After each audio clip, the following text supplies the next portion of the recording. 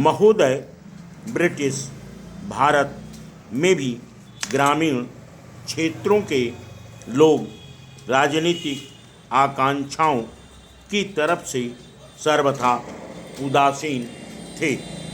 हालांकि वे गरीबी और भूख से कराह रहे थे।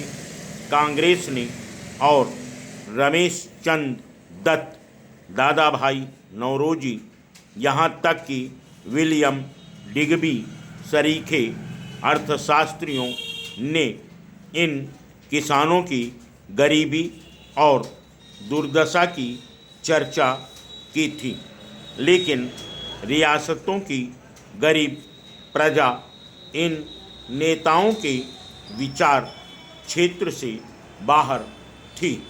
भारतीय राजनीति में गांधी जी के पदार्पण से ब्रिटिश भारतीय क्षेत्रों की जनता में एक नई चेतना जागृत हुई। देसी रियासतों में भी ब्रिटिश भारतीयों की राजनीतिक गतिविधियों के कारण कुछ सुगबुगाहट होने लगी। 1922 में देसी रियासतों के नेताओं की एक बैठक पूना में एन.सी. केलकर की अध्यक्षता में हुई। रियासतों में नागरिक स्वतंत्रता लेशमात्र भी नहीं थी। सभा आयोजित करने का अभिव्यक्ति की कोई स्वतंत्रता नहीं थी। अतः इन लोगों को ब्रिटिश भारतीय क्षेत्र में अपनी बैठक करनी पड़ी थी।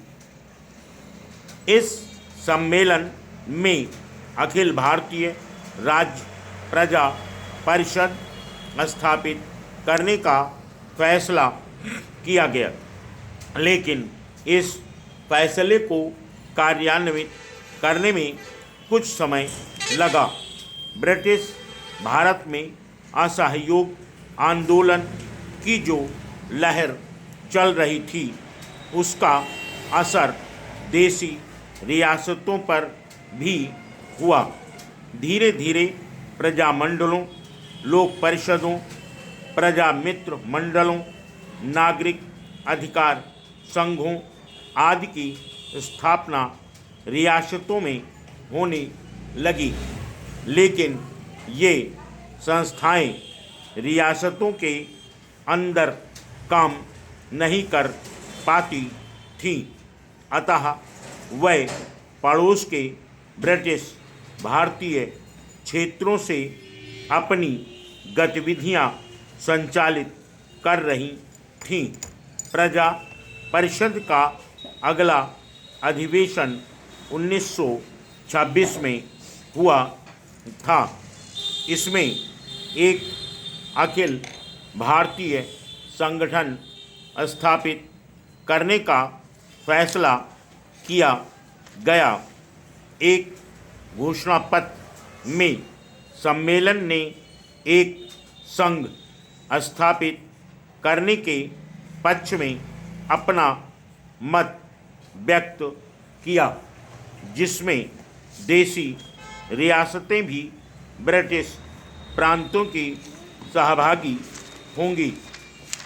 जेम्स फोर्ड सुधारों में एक भावी संघ का संकेत किया गया था, जिसमें ब्रिटिश प्रांत और रियासतें शामिल होंगी।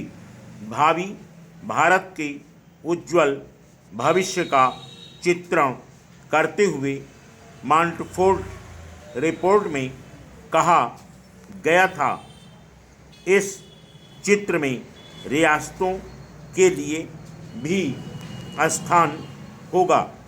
यही वह प्रेरणा थी जिसने 1926 में हुए रियासतों के प्रतिनिधियों को यह घोषणा करने के लिए प्रेरित किया था कि रियासतें भी इस संघ में भागीदार होंगी। सम्मेलन में कहा गया कि सभी भारतीय रियासतों की जनता का लक्ष्य यह मांग करना और उसे पूरा कराना होगा कि भारतीय रियासतों को ब्रिटिश भारतीय प्रांतों के साथ समानता के आधार पर एक ही भारतीय राष्ट्र का अभिन्न अंग माना जाना चाहिए और राष्ट्र को सरकार में उत्तरदायित्व के बुनियादी सिद्धांतों पर आधारित होना चाहिए। किंतु अखिल भारतीय राज्य प्रजा परिषद की स्थापना 1927 में ही हो सकी। इसे रियासतों में एक संगठित आंदोलन की शुरुआत कहा जा सकता है। इसका पहला सम्मेलन बम्बई में दिसंबर 1927 में हुआ। इसका दूसरा सम्मेलन मई 1929 में बम्बई में ही हुआ। वस्तुतः इसके सभी सम्मेलन ब्रिटिश भारत में ही हुए। इस समय तक देशी रियासतों के बारे में कांग्रेस का रवैया अस्पष्ट सा ही था। Full stop.